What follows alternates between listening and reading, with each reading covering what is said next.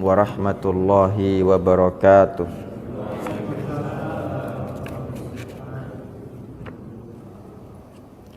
Alhamdulillahirabbil alamin.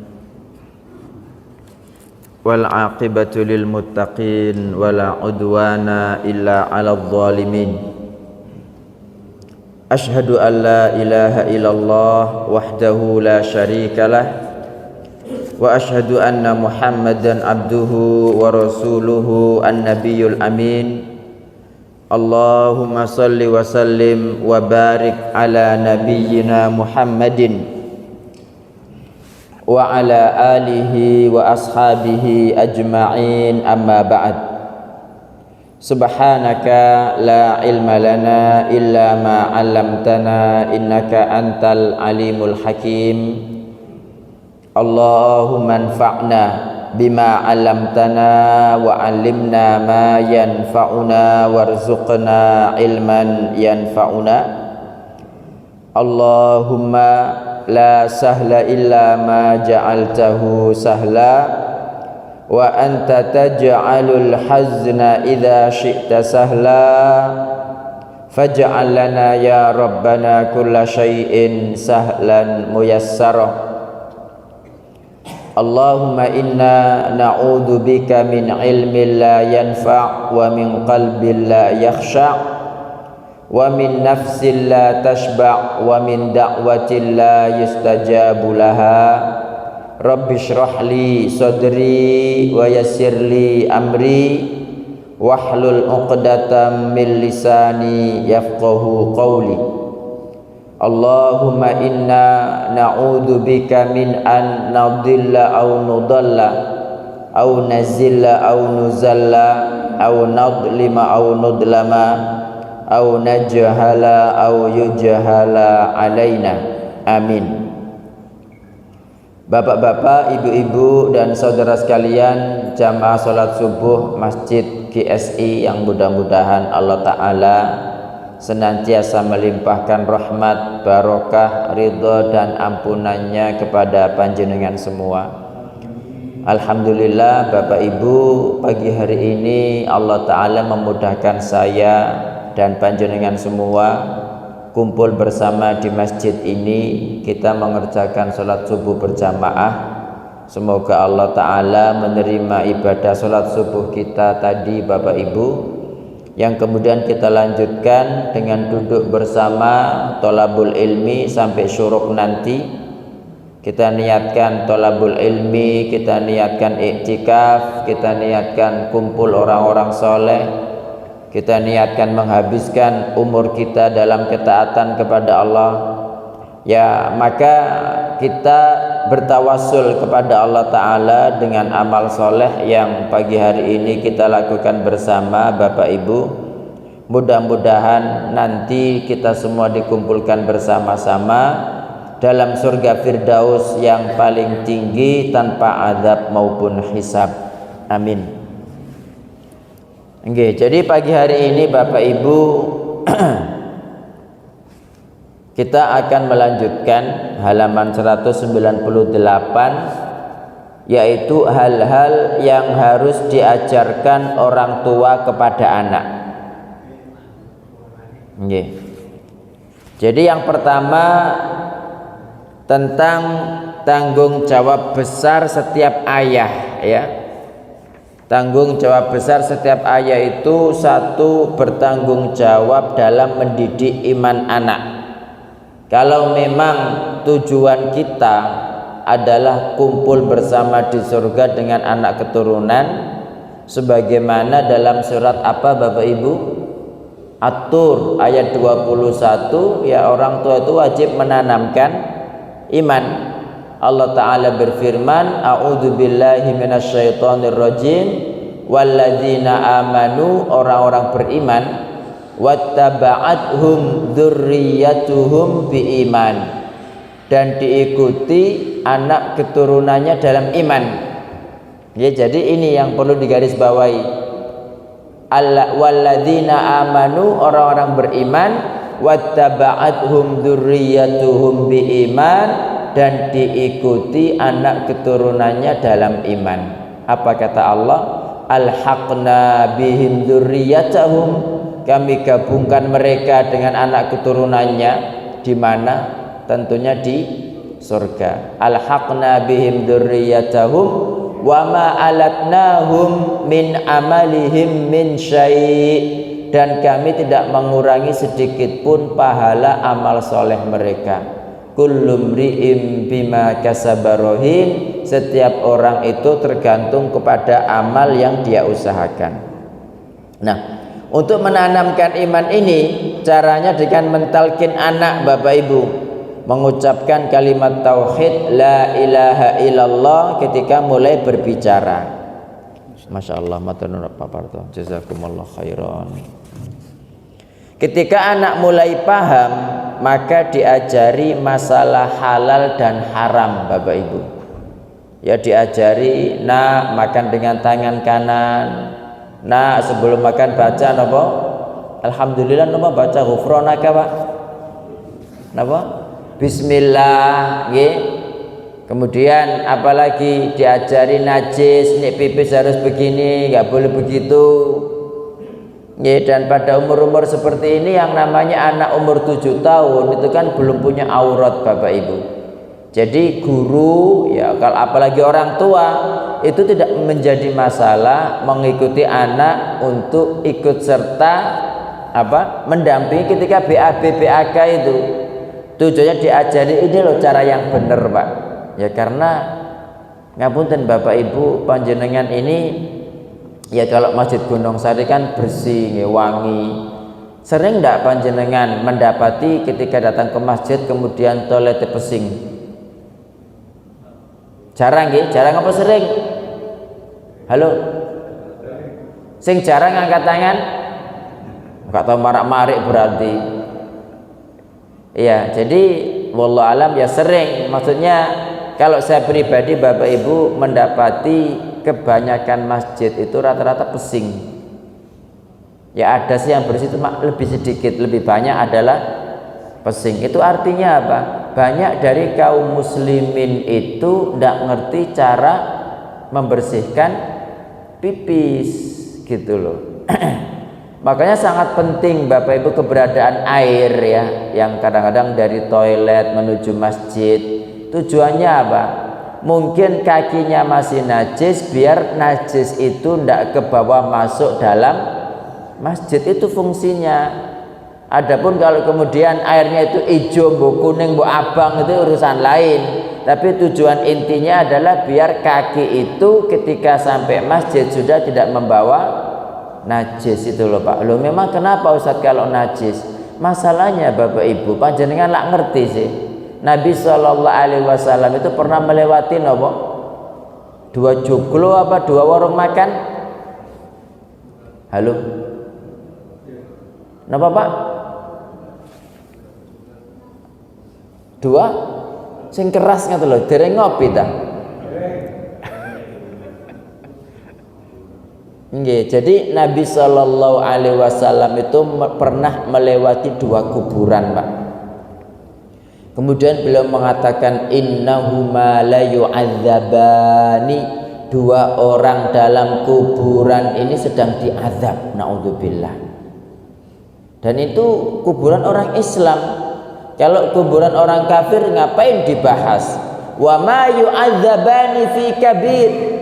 Dan keduanya itu tidak diazab gara-gara dosa besar. Baru kemudian Nabi mengatakan bala innahuma lakabir. Oh enggak, justru sebetulnya dua-duanya adalah dosa besar. Amma ahaduhuma, yang pertama, fakana la yastatiru min baulih. Yang pertama itu karena dia tidak menutup diri ketika pipis. Yastatiru itu kan dari kata sutra, Pak. Berarti ketika dia pipis itu kelihatan auratnya. Banyak juga masjid itu ya, pintunya sengkleng, gagangi bolong. Ada mboten diganjel mbek watu, kadang-kadang gonok ganjele, diintip dari luar kelihatan. Kadang-kadang dulu awal-awal saya pas ke Masjid Gunung Sari ini yang masih di pojokan kiri itu toiletnya Pak, kan cuma separuh kan pintunya itu, diangok ini kenek. Alhamdulillah sekarang sudah modern, kalau dulu masih kuno gitu nggih. Nah, seperti itu loh. Padahal itu masjid punya orang Islam gitu loh, Pak. Kok nggak bisa nutup aurat yang bener gitu. Ini dalam masalah riwayat yastatir, nutup aurat. Dalam riwayat lain itu yastanzih, fakana la yastanzihu, berarti dia itu tidak hati-hati dari pipis, dari cipratan, ya, min baulih, dari pipisnya itu. Wa amal akhir, yang kedua, fakana yamshi bin namimah, dia biasa berjalan dengan namimah. Dalam riwayat lain itu fakana yamshi bil ghibah, kemana-mana itu bahas orang, menggunjing, ngerasani. Ini penyebab azab kubur, Pak. Nggih. Jadi anak itu diajari di samping halal haram juga diajari najis, ngerti ana iki najis, nggak boleh gitu.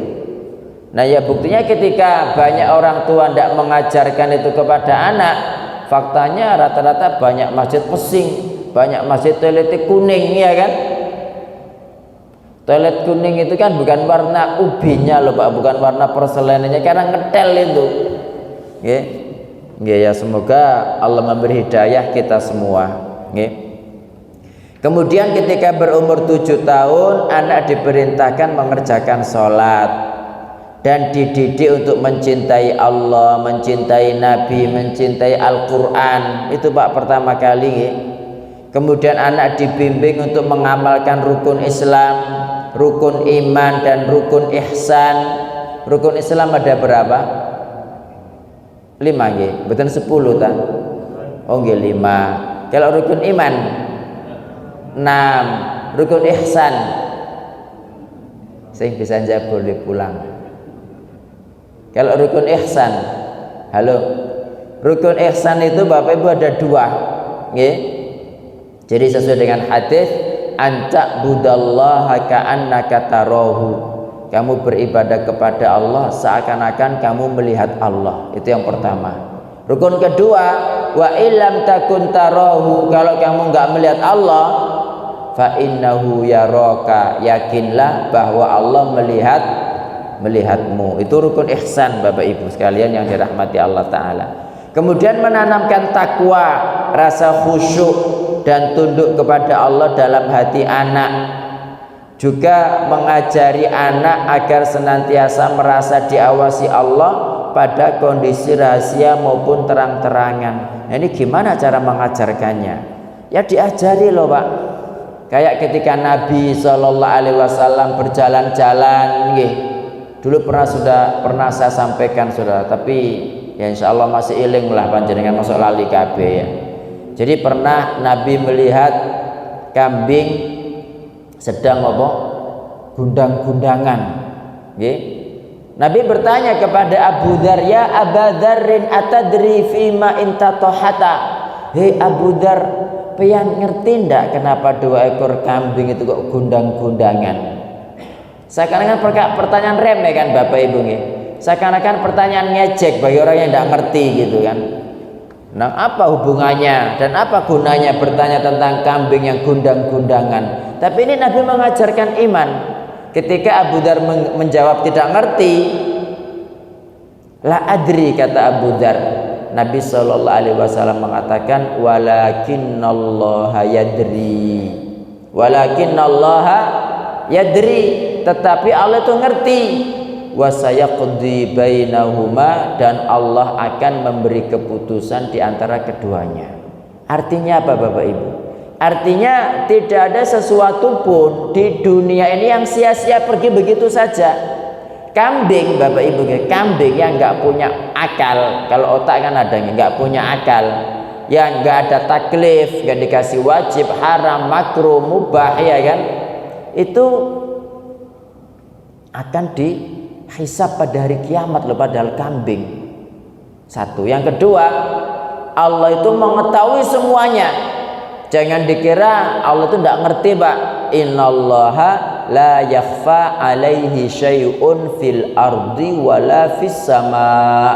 Allah itu tidak tersembunyi atas Allah apapun di langit maupun di bumi.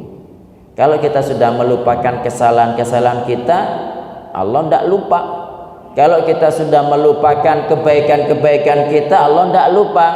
Cuma masalahnya untuk kebaikan lupakan Pak, dianggap nggak ada lah, biar kita nggak sombong, biar kita nggak takabur. Ini diingat-ingat kebaikan dulu, aku lah wis akeh yo pahalaku gitu. Akhirnya kan mudah merendahkan orang, mudah berbuat dosa karena beranggapan amalnya sudah banyak. Jadi kalau untuk kebaikan itu panjenengan lupakan. Tapi kalau untuk keburukan diingat-ingat Pak, diingat-ingat, ya Allah, tiba dosaku wake ya sakmene ya. Nah kenapa? Para nabi Bapak Ibu ketika kaum muslimin, bukan kaum muslimin, sinten Pak? Ketika di padang mahsyar semua orang muslim maupun kafir dalam kondisi yang sangat susah, sangat sulit, kan mereka minta syafaat kan. Pertama kali datang kepada Nabi siapa? Nabi Ayub. Nabi sinten? Halo? Nabi Adam. Apa kata Nabi Adam? Nabi Adam itu ingat-ingat dosanya Pak, sampai nggak berani ngasih syafaat. Bahkan dalam riwayat itu beliau mengatakan, lah kok njaluk syafaat nang aku? Bukankah kalian itu dikeluarkan dari surga gara-gara dosa bapak kalian? Gitu Pak. Itu Nabi Adam. Wes nafsi, nafsi, diriku, diriku. Pergilah kepada Nabi Nuh gitu kan. Gembrutu pergi kepada Nabi Nuh Pak. Nabi Nuh juga begitu mengingat-ingat dosanya. Oh inna rabbi qad ghadibal yauma ghadaban lam yaghdab qablahu mithlahu wa lam yaghdab ba'dahu mithlahu abadan, atau kama qala sallallahu alaihi wasallam. Jadi Rabbku pada hari ini murka dengan kemurkaan sangat besar, tidak akan murka seperti itu sebelumnya maupun setelahnya. Terus beliau menyebutkan doanya Pak, beliau menyebutkan dosanya. Kira-kira dosa yang diingat-ingat Nabi Nuh apa? Istrinya banyak gitu nih. Tolong? Istrinya mokong, sama anaknya juga mokong. Berarti itu berdosa ngoten.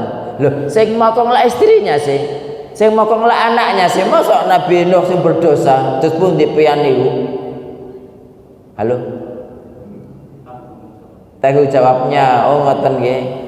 Berarti di sini Bapak Ibu, bapak-bapak berarti isinya mokong-mokong ngoten nah. Nggih. Jadi wallahu a'lam, yang saya tahu Nabi Nuh itu beliau mengingat dosanya itu, dosanya adalah ketika berdoa kepada Allah memohonkan maaf buat anaknya yang kafir. Ya. Jadi itu disebutkan dalam surat Hud ya. Beliau itu mengatakan Rabbi inna bni min ahli wa inna wa'dakal haqqu wa anta ahkamul hakimin. Jadi anaknya yang napa Pak, yang kerem, anaknya yang kelelep tenggelam itu dimintakan ampun kepada Allah Ta'ala. Allah Ta'ala menjawab, ya Nuhu innahu laisa min ahlik. Nuh itulah bukan keluargamu. Innahu amalun ghairu salih, amalnya tidak saleh. Fala tas'alni ma laisa laka bihi ilm, kamu jangan minta kepadaku perkara yang kamu enggak punya ilmu padanya. Inni a'idzuka an takuna minal jahilin, saya menasihatimu kata Allah, jangan sampai kamu termasuk orang-orang yang jahil. Jadi termasuk orang jahil itu Pak, sudah tahu bapaknya mati kafir, anaknya mati kafir, dijalukno sepuro ndak boleh gitu loh. Makanya kan Nabi Muhammad ketika berziarah kubur, ini riwayatnya sahih loh Pak. Dan Islam itu tidak berdasarkan perasaan. Jadi panjenengan itu bisa menemukan sumber dalil ini itu ketika membaca surat At-Taubah ayat 113. Ketika Nabi Shallallahu Alaihi Wasallam berangkat umroh dari Madinah ke Makkah, beliau melewati Abwa. Apa itu Abwa? Halo, makamnya ya desa yang di situ ibunda Nabi, Siti siapa Pak namanya? Siti Aminah dikuburkan. Itu beliau lewat terus mampir ke situ. Ketika mampir nangis. Para sahabat bertanya, kenapa panjenengan kok menangis? Sampai ada riwayat yang mengatakan bahwa kami nggak pernah melihat Nabi menangis seperti itu. Beliau menjawab apa Bapak Ibu? Beliau menjawab bahwa aku minta izin kepada Allah beristighfar untuk ibuku, tapi dia tidak mengizinkan. Kemudian aku beristighfar, aku minta izin untuk berziarah kubur ya, maka dia mengizinkan. Makanya Allah Ta'ala menurunkan At-Taubah 113, maka nalin nabiyyi walladzina amanu ayyastaghfiru lil musyrikin walau kanu uli qurba. Maka nalin nabi, tidak patut bagi nabi, walladzina amanu, dan orang-orang beriman, ayyastaghfiru lil musyrikin, beristighfar untuk orang-orang musyrik, walau kanu uli qurba, meskipun mereka adalah kerabatnya sendiri, kerabat terdekat. Tidak boleh, tidak patut Pak. Nah itu loh, nah ini yang diingat-ingat Nabi Nuh Pak, diingat-ingat. Intinya kalau keburukan itu diingat-ingat, tapi kalau kebaikan dianggap kecil atau dianggap nggak pernah ada, biar kita tidak sombong gitu loh Pak. Begitu. Kemudian ya pada kondisi rahasia maupun terang-terangan, ya ini mengajarkan anak biar senantiasa diawasi Allah Ta'ala. Jadi kembali kepada hadis Abu Dzar yang Nabi SAW melihat kambing gundang-gundangan, kan akhirnya orang itu kan hati-hati Pak. Kalau Allah itu ngerti semuanya, melihat, mengetahui, mendengar, sehingga orang itu merasa bahwa ya dia nggak bisa pergi kemana-mana kemudian tidak ada CCTV Allah kan, direkam terus semuanya, sehingga dia berhati-hati, dia ingat terus, faman ya'mal mithqala dzarratin khairan yara wa man ya'mal mithqala dzarratin syarran yara. Dia ingat bahwa ketika berbuat kebaikan sedikit apapun pasti ada balasannya kan, sehingga dia nggak perlulah ya mencari apresiasi manusia, tidak perlu bilang kepada orang. Dan juga seperti itu, kalau dia melakukan keburukan meskipun nggak ada yang tahu, Allah pasti tahu dan pasti akan membalasi keburukannya. Ini Pak cara mengajari tadi itu. Kemudian tadi kan pertama adalah Allah mengetahui semuanya. Yang kedua, kalau kambing saja dihisab, maka bagaimana dengan manusia yang berakal? Makanya dalam hadis lain itu Nabi SAW mengatakan, la tu'addunnal huquqa ila ahliha. Pasti kalian menunaikan hak-hak itu kepada para pemiliknya yaumal qiyamah, pada hari kiamat. Kalau panjenengan Pak bawa harta orang, pernah ngutang nggak bayar, pernah minjem nggak dibalik pernah ngajak ayo investasi bagi hasil gini-gini, barang oleh 1/4 nggak balik duit, banyak mboten? Hati-hati Pak. Atau pernah ngerasani orang, pernah nempeleng orang, itu hutang semua. La tu'addunnal huquqa ila ahliha yaumal qiyamah. Pasti kalian akan menunaikan hak-hak itu kepada para pemiliknya pada hari kiamat, hatta yuqada lisyatil jalha minasyatil qarna, hingga didatangkan kambing tidak bertanduk untuk mengkisos Pak, membalas kambing bertanduk yang dahulu menanduknya. Kambing loh padahal. Panjenengan lah tahu sih Pak, kambing itu nih mulai muncul sungu nih, tahu sungu mboten? Napa sungu nih? Iya, tanduknya ya, ketika baru mulai tanduk lah kemeliti kan, apa-apa digundangi kan gitu. Padahal kambing itu loh ada catatannya Daniel manusia. Nah, hal semacam ini Pak, itu diajarkan kepada anak, diingat-ingatkan terus ya.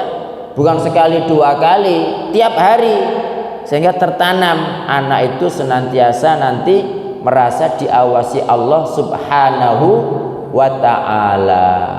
Ya, terus diajari terus ya, begitu. Ini cara untuk mendidik iman anak. Yang kedua, ayah itu bertanggung jawab mendidik akhlak anak. Ya contohnya akhlak makan, Pak. Nabi kan bilang kepada anak sambungnya itu, ya ghulam, nak, samillah, baca bismillah dulu. Wa kul biyaminik, makan dengan tangan kirimu. Wa kul mimma yalik, nggih bener. Makan dengan tangan. Ning mau ngomong napa niku, Mang? Makan dengan tangan kananmu. Wa kul mimma yalik, makanlah makanan-makanan yang dekat dengan kamu gitu. Kadang-kadang ada anak kecil nggak sopan be orang tua ya. Diajari sing sopan. Nah, ini tanggung jawab orang tua mendidik akhlak anak, Pak. Jadi akhlak itu merupakan buah daripada iman ya, buah daripada iman. Ketika iman sudah menancap kuat dalam hati, anak menjadi mudah dididik untuk jujur dan menjalankan seluruh akhlak mulia ya, termasuk menghormati tetangga. Kan kadang-kadang ada, Pak, tetangga punya tanaman dirusak, tetangga punya apa dioret-oret, tetangga punya apa, pokoknya punya binatang ngono, binatangnya ya juga mudah ketika diperintah meninggalkan dusta dan akhlak-akhlak tercela lainnya. Jadi orang berakhlak itu identik orang beriman. Kalau orang ngaku beriman tapi akhlaknya rusak, berarti dia tidak punya iman. Karena iman dan akhlak ini satu paket, Pak, nggak bisa dipisah-pisah. Makanya kan banyak hadis itu Nabi menjelaskan hal itu kan, man kana yu'minu billahi wal yaumil akhir, barang siapa beriman kepada Allah dan hari akhirat, falyaqul khairan aw liyasmut, hendaknya mengucapkan yang baik atau diam. Man kana yu'minu billahi wal yaumil akhir, barang siapa beriman kepada Allah dan hari akhirat, falyuhsin ila jarih, hendaknya dia berbuat baik kepada tetangganya. Ini ahli sholat 5 waktu tapi mbek tonggoe ndak wawuh. Nah, itu berarti arti imannya ndak ada gitu loh, Bapak Ibu nggih. Ya semoga Allah Ta'ala menjadikan saya dan panjenengan semua orang-orang yang beriman dan berakhlak. Amin. Yang ketiga, bertanggung jawab merawat dan menguatkan jasmani anak ya. Di sini orang tua hendaknya memberi nafkah anak dengan barang yang halal, Pak. Ya, meskipun dibelikan yang mahal-mahal bergizi tapi barang haram yaitu neraka semua. Ya. Jadi perhatikan nafkah yang halal, nggih. Kemudian merawat kesehatannya dan menghindarkan mereka dari penyakit. Ya. Jika anak terkena penyakit, maka orang tua segera mengobatinya.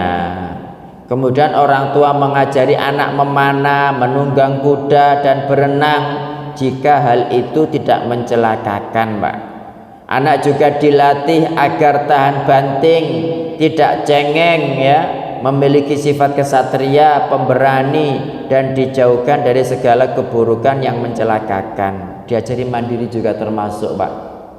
Diajari mandiri, diajari masak dewe, jangan dimasak terus saya. Seperti itu. Yang keempat, orang tua ya, ayah ini bertanggung jawab mendidik akal anak. Kalau sebelumnya itu jasmaninya, sekarang akalnya, Pak. Jadi mengajarkan kepada anak sejak dini perkara-perkara yang bermanfaat saja, sehingga anak secara mandiri bisa membedakan mana yang bermanfaat, mana yang merugikan. Anak juga dijauhkan dari segala perkara yang merusak, perkara merusak yang banyak ditemukan di kalangan anak muda, seperti minuman keras, rokok, narkoba, majalah porno, makanan yang tidak menyehatkan dan lain sebagainya. Sekarang kan banyak kan Bapak Ibu anak-anak SD wis rokokan, SMP rokokan nggih. Halo.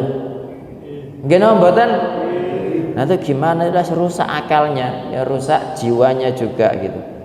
Kemudian yang kelima, bertanggung jawab dalam mendidik kejiwaan anak. Kewajiban orang tua dan pendidik, Bapak Ibu, menjauhkan anak dari sikap minder, pemalu, penakut, hasad, suka marah, dan merasa banyak kekurangan. Tanamkan dalam diri mereka iman kepada qadha qadar dan lain sebagainya. Jadi ini tentang kejiwaan anak juga orang tua mengajari, Pak. Makanya kan nggak boleh anak dimarahi terus, anak digegoblok terus, ya, anak dibanding-bandingkan dengan teman-temannya, temanmu lo ranking terus kan goblok, jangan begitu, nggak boleh. Atau disamakan dibandingkan dengan kakaknya. Termasuk untuk menjaga kejiwaan anak, Pak, dalam Islam itu kan nggak boleh kan. Misalnya kalau mau ngasih pemberian dikasih semuanya. Jangan satu tok dikasih yang lain enggak. Jangan sing satu dicium yang lain enggak dicium, kan begitu. Makanya dalam hadis itu ada dari Nu'man bin Bashir, Pak. Bapaknya itu pengen ngasih dia budak tanpa saudara-saudaranya yang lain. Ibunya bilang, coba saya sampean tanya Nabi dulu gitu kan. Barang datang kepada Nabi, Nabi bertanya, loh, semua anak pian itu juga dikasih hadiah yang sama? Rupanya enggak.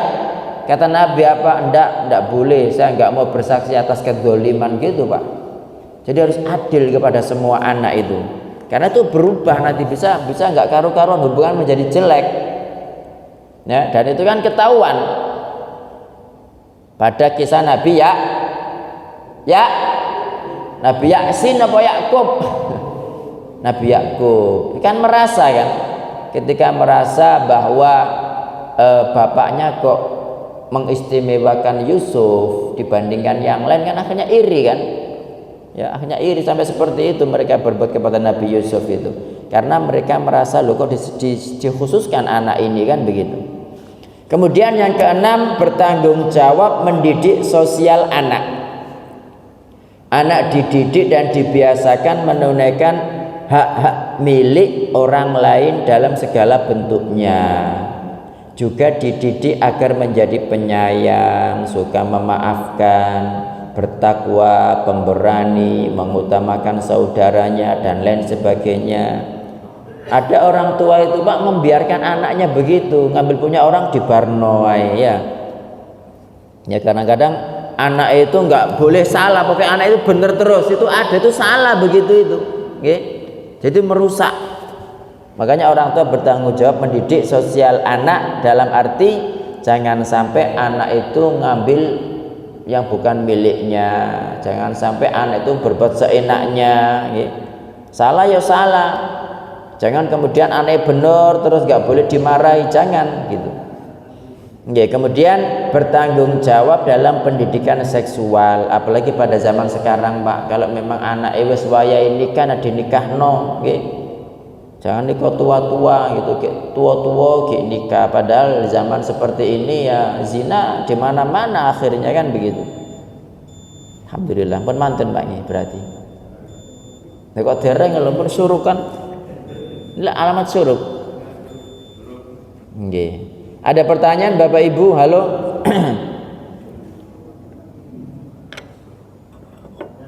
Nggih, monggo. Bismillah. Monggo, Pak. Nggih. Nggih lah.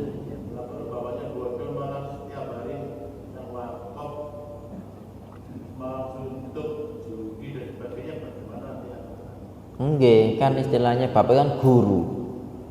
Istilahnya kalau guru kencing berdiri, anak kencing berlari. Enggak, jadi ya memang ya orang pun ditisunin nih Pak Parto. Enggak, jadi memang orang tua itu harus pinter. Ya bukan orang tua, semua orang Islam itu harus pinter dalam hal Islam itu, Pak. Makanya sampai Nabi Shallallahu Alaihi Wasallam itu, mungkin tadi yang di belakang nggak mendengar, beliau bertanya, oh berarti kalau begitu orang itu harus pinter, iya, gitu loh, harus pinter, harus ngerti, Pak, harus mendatangi kajian. biar ngerti mana yang halal, mana yang haram. Nah sekarang loh, kalau tidak ngerti bahwa ini perkara mungkar, gimana dia akan melarang dari kemungkaran kalau tidak ngerti itu mungkar? Kalau dia tidak ngerti kalau makan dengan tangan kiri tidak boleh, gimana dia akan nuturi wong dia menganggap itu masalah biasa, ya kan? Gimana dia akan mengajari anaknya aja ngerokok pak, wong dewe jebal-jebul, kan begitu? Kadang-kadang dia itu tahu nek merokok itu ndak boleh, anaknya ndak boleh merokok, tapi dia jebal-jebul kan hati-hati melu-melu merokok ya, tapi dia jebal-jebul ngoten. Nah niku ngefek ta Bapak Ibu? Ya mboten ngefek gitu loh. Ya jadi makanya karena saking pentingnya halal haram ngerti hukum, Nabi itu mengatakan thalabul ilmi fardhotun ala kulli muslim. Menuntut ilmu itu kewajiban atas setiap muslim. Dengan menuntut ilmu dia ngerti mana yang halal, mana yang haram, mana yang boleh, mana yang tidak boleh, mana yang hak, mana yang batil, mana yang sunnah, mana yang bid'ah, mana yang tauhid, mana yang syirik, mana yang mungkar, mana yang ma'ruf. Jangan kalau nggak pernah belajar gimana bisa tahu? Ngoten nggih. Nggih. Matur nuwun Pak. Ada lagi Bapak Ibu? Monggo silakan nggih.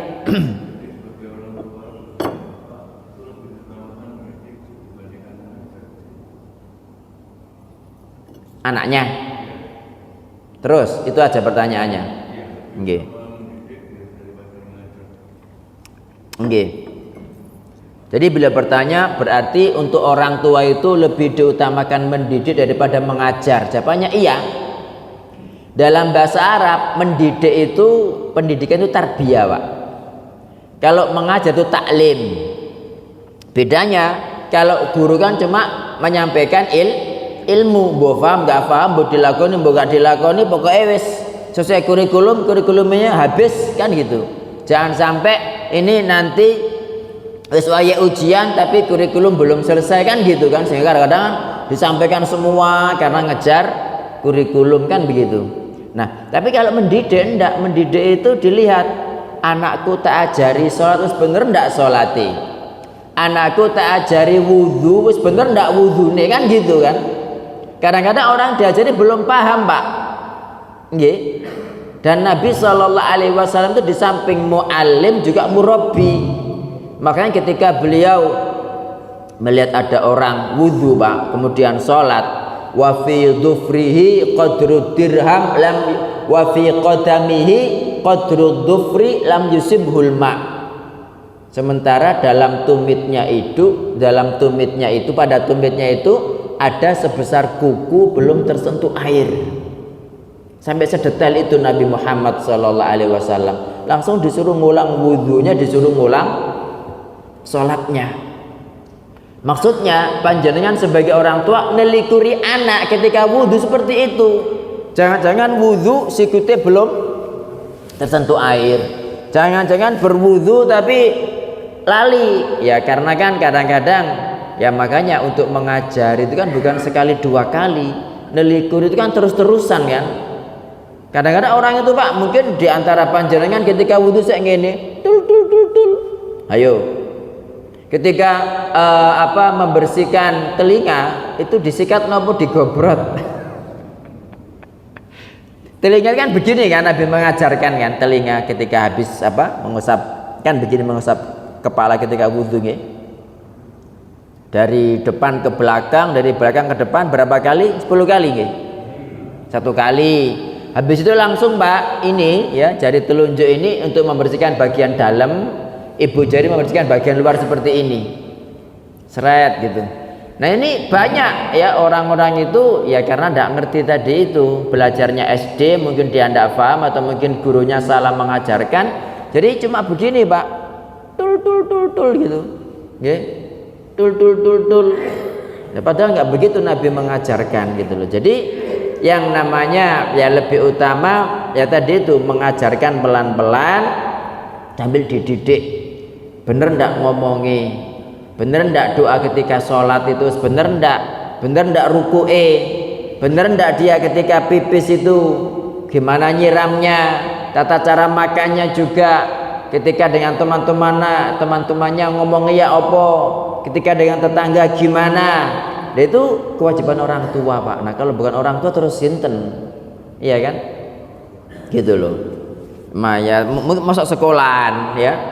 Sekarang itu ya karena banyak guru itu sering dilaporno, akhirnya guru itu gak wani murid Pak. Apalagi di sekolahan mahal-mahal itu yang ada komite ya kan. Itu wah itu kumpulan ibu-ibu lebih kuat daripada guru ya kan. Apa mana gurune kan kalau salah didik wah gak dikai hadiah, gak oleh yang namanya apa hadiah hari raya niku Pak namanya Pak. Bukan sertifikasi, ya sertifikasi juga nggak mendapat. Biasanya kan ada dari sekolahan itu hadiah untuk guru ya kan, itu kan lewat komite biasanya. Halo gino mboten. Nah ini gurunya salah tidak ngono lah gak keduman hadiah gitu loh masalahnya. Jadi banyak di sekolah itu rata-rata akhirnya guru nggak berani sama murid gitu loh Pak. Ya kadang yang kemarin kan banyak kejadian itu gepuk murid dikit ngono dilaporno nang polisi kan malah diorot-orot wis gajine gak sepiro kan begitu kan. Golek selamat dewe akhirnya gitu. Nggih. Insyaallah begitu wallahu a'lam. Ada lagi Bapak Ibu? Monggo Pak silakan nggih. Sudah meninggal. Itu aja pertanyaannya. Bagaimana kalau orang tuanya sudah meninggal? Maksudnya anak lahir orang tua sudah nggak ada, tapi ibunya ada. Nggih. Itu yang jenengan tanyakan itu sapa sing didik gitu ta? Oh nggih. Jadi kalau orang tua sudah meninggal Bapak Ibu ya, itu berarti kewajiban paman-paman saudara bapak. Itu kewajibannya itu. Kewajiban menyekolahkan, kewajiban didik segala macam. Nah zaman sekarang kan acu tak acu kan, malah kadang-kadang paman itu barangi dulure yang mestinya punya ponakan ini diembatkan gitu kan. Ya jadi itu kewajiban apa? Kewajiban paman-pamannya. Jadi misalkan ibu sudah meninggal, bapaknya meninggal, kemudian ibu di sini boleh menikah lagi enggak? Halo, boleh, ya harus menikah lagi. Kadang-kadang ada wanita itu bilang gini Pak, aku itu wis gak apa-apa tak menjandawai mau kumpul bersama suamiku di surga. Nggih, halo, ya enggak apa-apa, cuma sampai harus memastikan dua perkara. Perkara pertama, pastikan suami sampean di surga. Bisa? Yang kedua, pastikan sampean tidak terkena fitnah. Sekarang kan banyak Pak ngapunten janda-janda itu tidak karu-karuan kan? Nah itu makanya lebih bagus menikah. Nah ketika menikah itu suami istri ini tuh fokus kepada suaminya. Dia tidak ngopeni anak, tidak apa-apa, tidak kewajiban dia. Sing kewajiban siapa? Saudara-saudara bapaknya Pak. Itu yang pertama, mestinya hukumnya seperti itu. Dan begini Bapak Ibu sekalian yang dirahmati Allah Ta'ala, kita ketika membaca surat Al-Kahfi ayat 82 tentang dinding itu loh Pak, tahu nggih? Dinding di mana? Dinding yang mau roboh. Wa ammal jidaru fakana li ghulamaini yatimaini fil madinah wa kana tahtahu kanzul lahuma wa kana abuhuma salihah fa arada rabbuka an yablugha ashuddahuma wa yastakhrija kanzahuma rahmatan mir rabbik wa ma fa'altuhu an amri dzalika ta'wilu ma lam tasti' alaihi sabra wa amal jidaru, adapun dinding wahai Musa yang kamu tadi tak ajak membetulkan, yang dia itu mau roboh, yang kemudian kamu tidak mau, karena kita dalam kondisi panas, capek, ngelak, haus, lapar, tapi nggak ada yang mau ngasih makan kita, ya. Fakana li ghulamaini yatimaini fil Madinah. Dinding itu milik 2 anak yatim di kota. Wa kana tahtahu kanzul lahuma. Di bawah dinding itu ada harta simpanan milik 2 anak yatim itu. Nggih. Wa kana tahtahu kanzul lahuma wa kana abuhuma sholihaini, Pak. Jadi Allah Ta'ala ngutus Nabi Musa dengan Nabi Khidir untuk membetulkan tembok, dinding. Tujuannya biar nggak roboh, agar harta simpanan itu tetap terjaga. Kenapa? Wa kana abuhuma sholiha, karena bapak mereka berdua dulu adalah orang soleh. Jadi kalau orang tuanya soleh, bapak ibu, insya Allah anak dijaga oleh Allah Subhanahu Wa Taala. Para ulama kita itu banyak, mereka itu hidup itu Pak tanpa bapak. Imam Syafi'i, ya, itu termasuk Imam Syafi'i ini, itu beliau itu bapaknya tidak anak loh. Tapi jenengan harus yakin bahwa ketika jenengan soleh, Allah Ta'ala pasti menjaga anak keturunan sampean. Hadisnya jelas, ihfadillaha yahfadka. Jagalah Allah, niscaya Allah menjagamu. Menjaga ini Pak ada 2 macam, menjaga dunia, menjaga akhirat. Kalau menjaga akhiratnya itu dijaga agamanya. Seperti Allah Ta'ala menjaga Nabi Yusuf, ya. Jadi demi menjaga agamanya dimasukkan ke dalam penjara, kan begitu. Kemudian kalau menjaga dunia, ini dijaga hartanya, dijaga anak keturunannya. Bahkan kata para ulama itu gara-gara orang soleh, Allah itu menjaga kampungnya, Pak. Makanya kalau panjenengan di satu kampung ada orang soleh itu eman-emanan, Pak, itu. Kadang-kadang azab itu enggak diturunkan Allah Ta'ala gara-gara orang soleh itu, Pak. Gitu loh. Itu ketika coba nanti panjenengan kalau pengen lebih detail keterangan tentang hadis ini, baca hadis ini, ihfadillah yahfadka, pada kitab Jami'ul Ulum wal Hikam karya Ibnu Rajab. Insya Allah sudah ada terjemahnya kok buku ini, ya, kitab itu. Jadi seperti itu. Jelas Pak, ya? Jadi kalau siapa yang mendidik, ya pendidikan pertama adalah paman-pamannya tadi gitu. Nah kalau misalnya paman-pamannya kok mengkono, ya, insya Allah kalau orang tuanya soleh pasti Allah yang langsung. Kita juga loh Pak, ketika kita masih hidup kita kan nggak bisa kan mendidik anak-anak kita kan. Ketika jauh di mana kan nggak bisa kan kita ngawasi terus. Siapa yang bisa menjaga? Allah. Kita titipkan mereka kepada Allah Ta'ala. Dan kita juga mengajari mereka untuk senantiasa mengucapkan ya muqallibal qulub tsabbit qalbi ala dinik. Rabbana la tuzigh qulubana ba'da idh hadaitana wa hab lana min ladunka rahmah. Kita mintakan terus kepada Allah Ta'ala, ya Allah, saya titipkan anak saya kepada Engkau, ya Allah, saya nggak bisa ngawasi terus, ya kan. Jadi kita itu serba-serba lemah Bapak Ibu, ya. Jadi kita nggak bisa langsung mengawasi mereka sendiri, titipkan kepada Allah Ta'ala. Dan apapun yang dititipkan kepada Allah nggak akan sia-sia, gitu kan. Makanya kan termasuk doa safar ketika orang itu mau pergi kan, doanya apa? Astaudiukumullah, tak titipkan kalian kepada Allah. Alladzi la tadhi' wada'i'uhu, yang tidak akan tersiakan apapun yang dititipkan kepada Allah Subhanahu wa ta'ala. Dititipkan kepada Allah Ta'ala. Nah, kita ini siapa? Kita serba lemah Pak, nggak punya apa-apa. Tapi kalau dititipkan kepada Allah, Allah pasti akan menjaga. Insya Allah begitu. Wallahu ta'ala a'lam. Kalau misalkan ibu dan paman-pamannya nggak ada yang misalnya peduli dengan pendidikannya, wis diumbar.